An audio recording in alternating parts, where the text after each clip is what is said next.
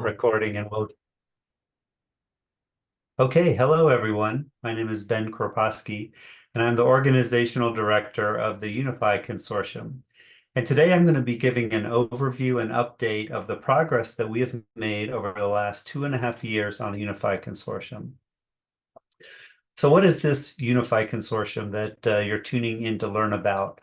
The UNIFI Consortium is designed to be a forum really to address the fundamental challenges of seamlessly integrating grid-forming inverter-based resources into electric power systems. The idea really is to bring the industry together and unify the integration of inverter-based resources and synchronous machines. And we have three major focus areas. So research and development, demonstration and commercialization, and outreach and training. And I'm going to go through the details of what we've been doing in each of these areas over the last 2.5 years. So just to mention that the UNIFI Consortium was started in 2022 by the U.S. Department of Energy solar and wind programs, and it continues to be funded by those programs. But at the beginning of this year, we started a new part of the consortium, which is under IEEE ISTO as a membership-driven organization. And I'll dive into a little bit more about what that means in some future slides. So first off, I want to thank all the members of the UNIFI Consortium. As you can see here, we have a good representation from utilities and system operators, as well as the industry. So people making inverter-based resources, people that are installing them and deploying them, and also people that are testing these technologies. Underneath that, a foundation of research being done at the universities, national labs, and other research institutes like EPRI. But collectively, all of these people are needed to really move this industry forward. We're making a significant change to how we run and operate the electric power grid with much higher levels of inverter-based resources. And this technology shift is really, we're really at the forefront of it. But we see this really continuing over the next several decades. And the sooner that we can build some structure around this, the easier it'll be to make a rapid deployment of these technologies into the electric power grid. So let me talk about the organizational structure of UNIFI. So we're set up in a way where NREL, the National Renewable Energy Laboratory, the University of Texas at Austin, and EPRI are the co-leads of the entire organization. Underneath that, we have another leadership team that has about 10 to 12 people and other organizations that help us manage the entire system. Now you can see here we also have several big areas, including the research, the commercialization, and outreach and training. I'll be diving into what each of those are doing. But we also have system level crosscut topics, and these actually reach across all of these areas, pulling expertise across this to identify and come up with solutions to the most pressing needs for integrating these inverter-based resources. So what is the main goal of UNIFI? The idea really is to develop vendor and technology agnostic models, controls, and specifications that can help the industry standardize how to interface inverter-based resources with the electric power system.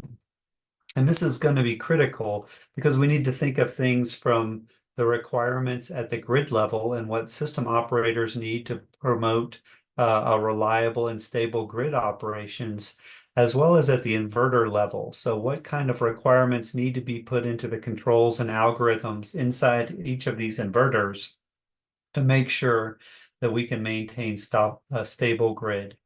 So UNIFI is really trying to bring all of these pieces together and convene the inverter manufacturers, the system operators, and this linkage between power system and power electronics to make a scalable system. When we talk about grid forming inverters, this is actually a relatively new technology to the bulk power grid. It's not necessarily something new to standalone and off-grid systems because we use grid forming inverters all the time when we don't have regular synchronous generators on the system. But grid forming inverters, on the other hand, really differentiate themselves from grid following inverters, which are currently what is used on the majority of system, by providing improved response to disturbances and thereby improving the overall stability of the grid. It also allows us to increase the amount of wind and solar being deployed because you don't need to necessarily keep so many synchronous generators online if you switch inverters to using grid forming controls. We also have black start capabilities embedded inside these grid forming technologies. And overall, this will improve the resiliency and reliability of the electric power system.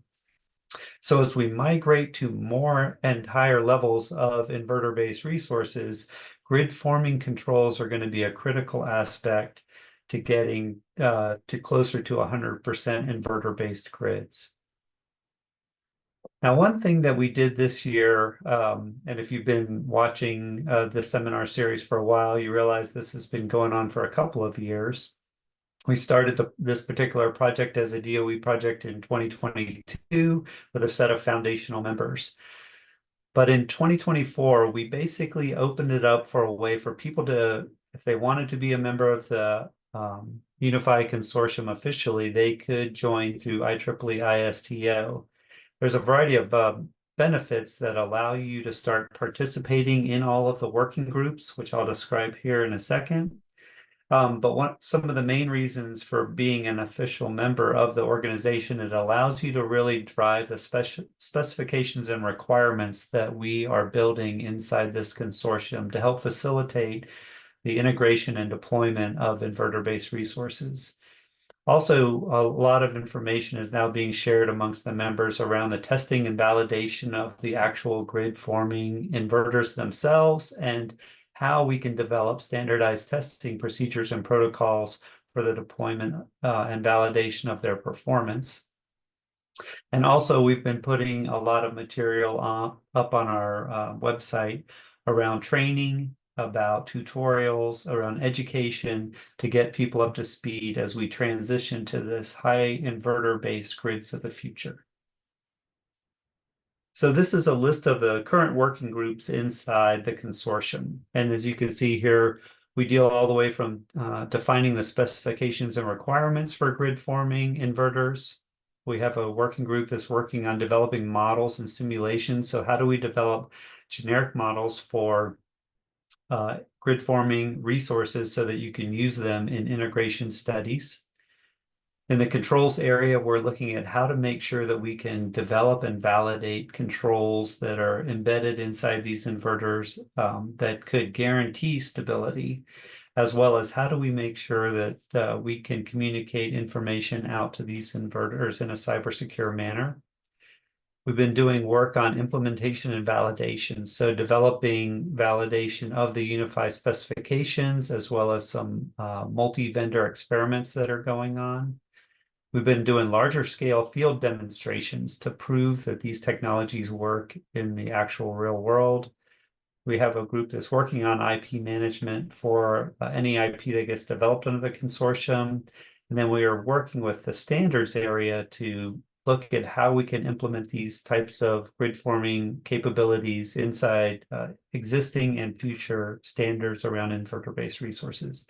And then finally, getting a lot of this information out through course material on inverter-based resources, the seminar series that this is part of, and other tutorials. So when we take a look at membership and sustainability of the organization itself, you can see here we have 3 different levels, 2 for industry, whether a full member or an associate member, and then a member for startups and nonprofits. This allows you to participate in the working groups and other events that UNIFI is having. To do all of that, there's a set of membership agreements that you sign and you can become a member that way. But this is looking at the long-term sustainability of the consortium and how you would actually access it. Okay, so now I'm going to move on and talk about highlights that we've accomplished over the last year and focus in on some of the specific research topics that you'll see today, as well as other talks throughout this seminar series this fall. So I'll highlight some specific accomplishments and then we'll dive into some of the details here. Probably the first one that most people know about is that we have been developing these specifications for grid forming inverter-based resources. So we published version 2 in March of this year, and we've seen lots of people using this document as a basis for additional interconnection guidelines. So ERCOT and MISO's recent draft requirements are using some of the specifications that are laid out in this document. Again, if you want a quick version of this, you can just go to this QR code and download a version of the current document. We've also been developing generic models for grid forming inverters. We'll talk a little bit more about those that are now available in popular simulation packages, allows for utilities to quickly model inverter-based resources and grid forming resources in their interconnection studies. We've successfully started our evaluation of multi-vendor grid forming inverters at the NREL Energy Systems Integration Facility, and several publications have been produced that are being published in technical conferences around those results.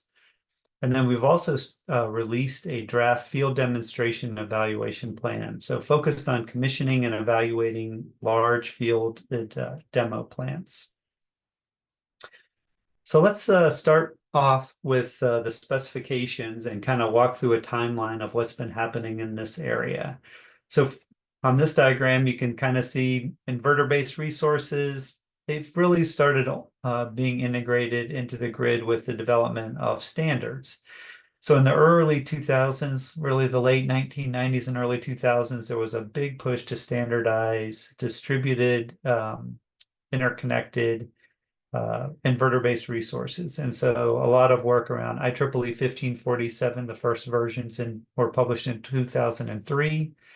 We had about 15 years, and then we actually migrated to some significant updates in 2018. And really, we migrated from what we would call strictly grid following behavior, where the IBRs basically tripped offline as soon as they saw any disturbances on the grid, to now being much more capable of regulating voltage and ride through voltage and frequency disturbances.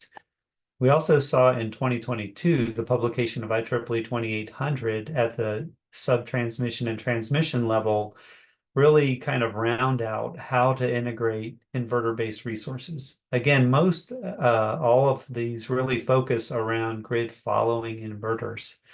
So during this time period over the last 5 years, we've really started to focus on grid forming aspects and how to make sure that when we connect those and run them all the time connected in a grid forming control mode to the grid, that we have significant standardization around that. I'll mention that in 2022, we published the UNIFI version 1 specifications. And again, there's people from around the world. For example, the Australian system operator published a voluntary specification around their system. NERC, we were working with NERC and published the specifications around battery energy storage at the end of 2022 or 2023. And then earlier this year, we published version 2. So building on all of these documents, published a version 2 of these specifications in March of this year. We're actually currently collecting comments for version 3. But while we do that, the industry isn't holding steady. We've been working with MISO and ERCOT to help them draft grid forming requirements for their service territories. So this is all a work in progress, with the idea that pretty shortly we would have some specifications out there that people could use to deploy larger scale grid forming inverters on mainland United States, get experience back and update these specifications really quick. So we'll talk about later on about how we plan to take this and put it into the standards organizations and move on from these specifications. Oh, one thing to note, if you're interested in what MISO's doing on October 22nd, so next month, a person from MISO will be given a presentation on their performance specifications and modeling as part of this seminar series. Okay, so what's inside these specifications? If you've never looked inside of these, They really list out kind of performance under both normal grid conditions and abnormal grid conditions. Also has additional grid forming capabilities around intentional islanding, black start, and a variety of things. This is very similar if you've opened up 1547 or 2800, it would look very familiar in there with a set of requirements and some additional material. So we're working on the next version where we'll be adding some details around specific settings or values that will help identify better metrics for implementing these type of specifications. A couple other things that were added in this particular version from version 1 is we added an IBR classification system that I'll talk about on the next slide. We also started splitting the requirement from the additional explanation material that's in there. And we also started to look at a couple of things, including the IBR short-term rated current, or what kind of current you would expect out of a fault type condition, clarified ride-through behavior, and black start capabilities in IBR. So one of the things that we put into this document was to start to categorize grid following and grid forming inverter-based resources. I think people that are familiar with this topic realize it's not so cut and dry between grid following and grid forming.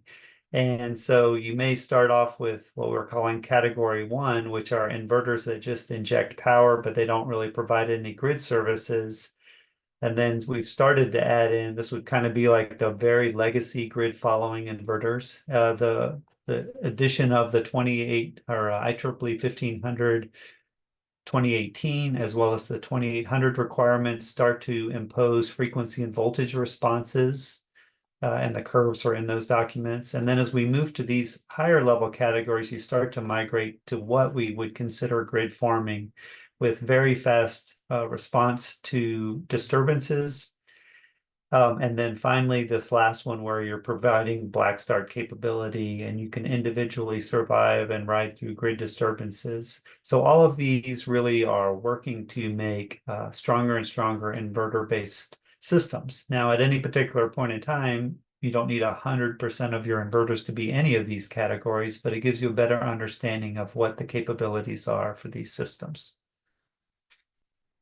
So in addition to this, we started some new Crosscut teams. You can see them here, looking at what happens under constraints, like you've reached a limit on the DC input of an inverter. What does your grid forming inverter start to, how does it react after that?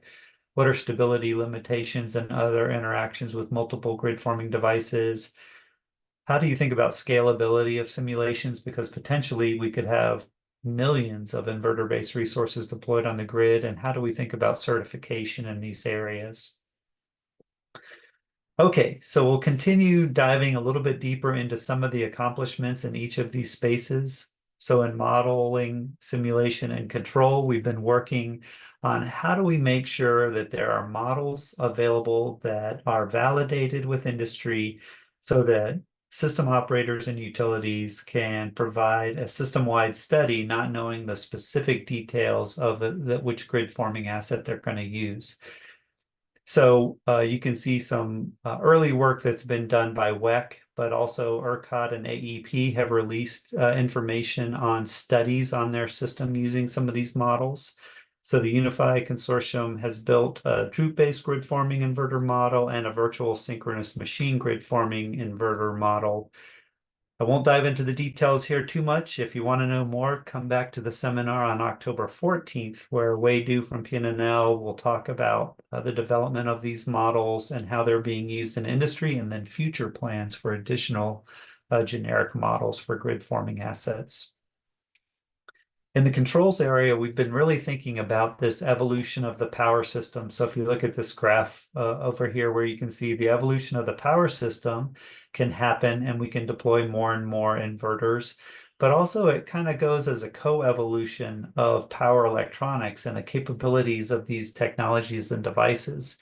And we really need to think about how this interplay between power systems and their requirements and the capabilities of different power electronics can match and we can minimize sort of the cost of both of those as a way to come up with control strategies for a future grid that would enable 100% inverter-based systems. So there's some publications out there about this, and we're continuing to do research in this space. In addition, we're doing implementation and validation. So this is really the testing and validation that's going on a number of the partners of the consortium. What we're doing is taking a look at the specifications that have been developed. You can see a short list of the many specifications inside the document. And then we're looking at different systems, whether it's pure hardware testing on our 1 megawatt demonstration at NREL, or whether it's controller hardware in the loop with a variety of other inverters using reference design. So controllable interfaces that could either be the inverters themselves or potentially, as mentioned in here, bolt-on reference design boards that would help you meet these specifications. So with each of the specifications, we are going through and validating, developing testing processes and procedures, validating that equipment can be used to evaluate those specifications so that we would end up at the end of the day with a set of tests that you could then certify equipment to eventually to meet these requirements. Okay, so we'll move on to our commercialization and demonstration area. One of the big field demos that we currently are actively doing is on the island of Kauai. So that's the island right here, part of the Hawaiian island chain, but is very important. This is one of the few places in the world where they have multiple large-scale grid-forming inverters. You can see a layout of their power grid here. The grid-forming assets are these little green boxes. So one over on the west side of the island, one on the east side of the island. Each of those is over 10 megawatts each from two different vendors using two different grid forming control algorithms. And so the size of these inverters with the relative size of the grid really helps quickly get an understanding of the impact of the deployment of these and what kind of adjustments can be made to the operation of these technologies and help the system maintain operational stability. There's also a variety of other grid following inverter assets on the island, as well as synchronous machines. So it's a really nice test bed. And got to say thank you to KIUC, which is the Kauai Island Utility Cooperative, for helping with the demonstration of this technologies. In addition, you can see like this is a particular system where they've been able to operate that entire island, which has got around an 80 megawatt peak load with 90% inverter-based resources. That translates into around 45% annually. So this is one of the highest levels of actual grids operating with high levels of IBR. And we've been doing work for several years on there trying to look at the impact of grid forming inverter assets. In fact, this little graph, we've done presentations on this in the past, but just to kind of highlight here, we had an event where we lost the largest synchronous generator, and the inverters, the first one here is the blue response when we're just operating one grid forming inverter. You got this little system-wide oscillation happening. In 2023, we switched to two grid forming inverters, and they were able to very nice and smoothly ride through a very similar type of contingency event. All of this is helping us develop the information that we would need to put together a large-scale field demonstration plan. So Jack Flicker from Sandia gave a presentation on this over the summer. If you want to watch it, it's on our YouTube channel, but talked about how we're using this information to really look at developing a field demo and commissioning process for grid forming assets. You can see that connection over here. Again, go onto our YouTube channel and you can learn more about the commissioning test processes and procedure. We are in the process and we've made that document available, and again are taking comments on that document to the end of this month, and then we'll be putting out a new version of that particular document. Okay, in the standards area, we've been able to take a lot of this information and compare it to what exists today. So primarily IEEE 1547 and IEEE 2800. We want to verify that grid forming inverters can meet the existing standards and identify if there are any barriers or gaps inside these standards that need to be adjusted. So both of the working groups on those particular standards are either in the process of a revision or soon starting on a revision to these standards.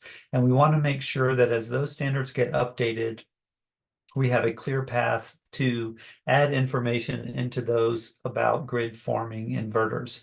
We've also been working closely with the IEEE PES subcommittees on path forward for standardizing grid forming assets.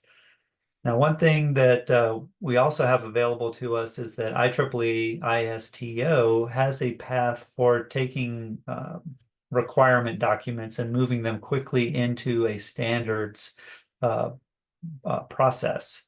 So that's potentially what we might do when we get version 3 of our requirement documents done. So that's kind of our pathway of migrating these requirements and standards and making sure they all kind of coalesce together at the end of the day. Okay, so a little bit more just on the outreach training, workforce development, and communications that we've been doing in this consortium. So on the education level, we've been documenting educational material all the way from K through 12 through high school and then undergraduate and graduate students. We've made some of that material available up on our website, but our goal here is to document and put links out to information that exists on inverter-based resources and sort of provide a pathway so that people growing up in this next generation will be very up to speed on inverter-based resources because they will become a significant part of the power grid as we know it. We've also posted tutorial information. Again, you can go up on our website and find a variety of tutorials that we've made available, as well as some power electronic videos, and we'll be continuing to populate that website with educational material. I did want to give a shout out to University of Puerto Rico, Mayagüez. They recently won first place in the UT Dallas use case division around developing solar examples, in this particular case, innovative islanding concepts with grid forming inverters.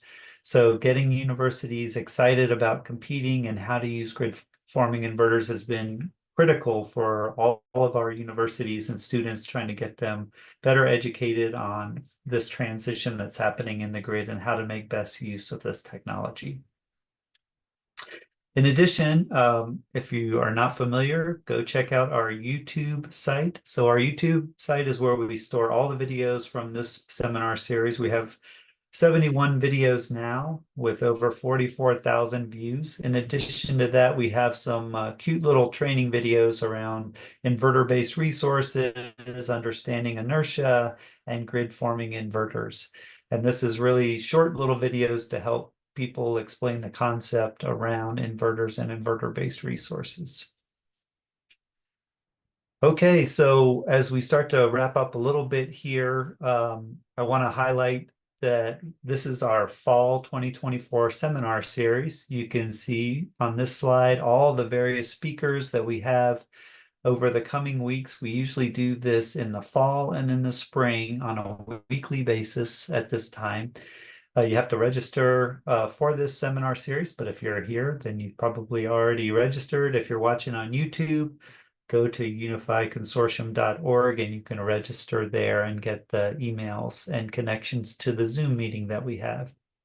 But you can see we have a lot of exciting talks coming into the future, looking all the way from that Solar District Cup class that I talked about, up to different ways of using adaptive control and digital twins, looking at the modeling and simulation work that we've done on this, performance specifications and requirements, how to model inverter-based resources, practical applications from utilities like Eversource Energy and Dominion Energy. So a lot of great talks that are really going to highlight the cutting edge of work that's happening in grid forming inverters.